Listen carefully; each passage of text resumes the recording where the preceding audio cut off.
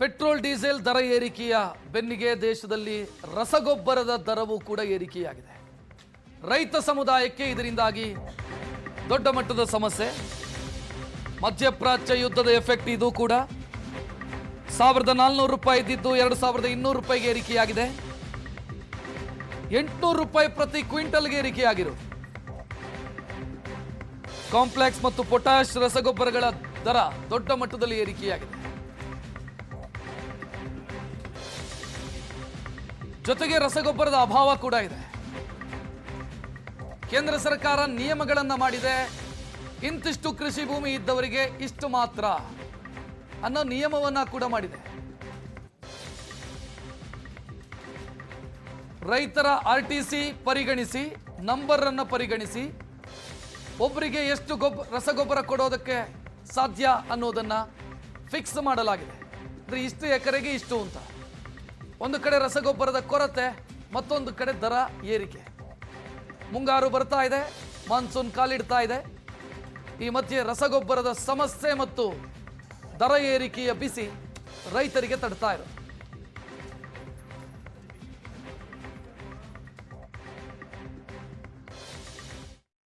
ಈಗ ಭಾಳ ಕಷ್ಟ ಆಗ್ತದೆ ಸರ್.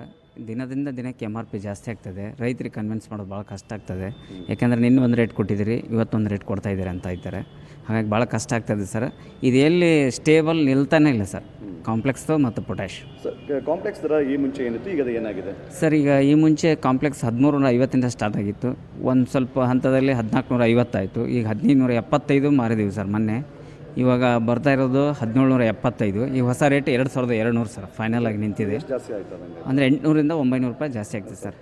ಅದು ಇದು ಕಾಂಪ್ಲೆಕ್ಸ್ ರೀ 1300 ಇತ್ತು ರೀ. ಈಗ 2000 ರೂಪಾಯಿ ಆಗೈತೆ ರೀ. 2200 ಆಗೈತೆ ರೀ. ಏನು ರೀ ಅದು 800 ರೂಪಾಯಿ ಜಾಸ್ತಿ ಆಗೈತೆ ರೀ. ಇದು 1800 ಇದು ಇತ್ತು ರೀ, ಏನು ಪೊಟ್ಯಾಸ್, ಅದು 2050 ಆಗೈತೆ ರೀ. ಅದು 250 ರೂಪಾಯಿ ಜಾಸ್ತಿ ಆಯ್ತು ರೀ. ಏನು ಮಾಡೋಣ, ನಮ್ಮ ಮಾಲ್ ನೋಡ್ರೆ ಒಟ್ಟಾರೆ ರೇಟ್ ಇಲ್ಲ ರೀ. ನಮ್ದು ಇನ್ನೂ ಕಮ್ಮಿ ಹಾಕ್ಯಂತ ಹೊಂಟೈತೆ ರೀ. ಹೋದ ವರ್ಷ 2300 400 ಮೆಕ್ಕೆಜೋಳ ತೊಗೊಂಡ್ರಿ. ಈ ಸಲ ಎಷ್ಟು ತೊಗೊಂಡ್ರಿ? 1700 1600 ಹಿಂಗೆ ತೊಗೊಂಡ್ರಿ. ಮತ್ತು ನಾವು ಹೆಂಗೆ ಈಗ ನೋಡಿರಿ 1350 ರೂಪಾಯಿ ಇದ್ದಿದ್ದು ರೀ ಗೊಬ್ಬರ ರೀ, ಪೊಟ್ಯಾಶ್ ರೀ. ಈಗ 2200 ರೂಪಾಯಿ ಆಗೈತೆ ರೀ.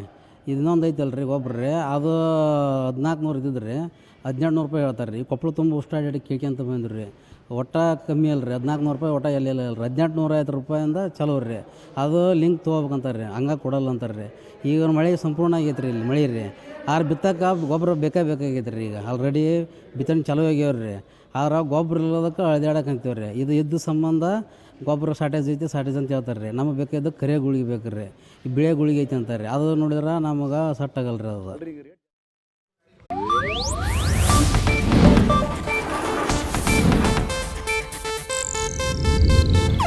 ಇದು ಏಷ್ಯಾನೆಟ್ ನ್ಯೂಸ್ ನೆಟ್ವರ್ಕ್ ಪ್ರಸ್ತುತಿ.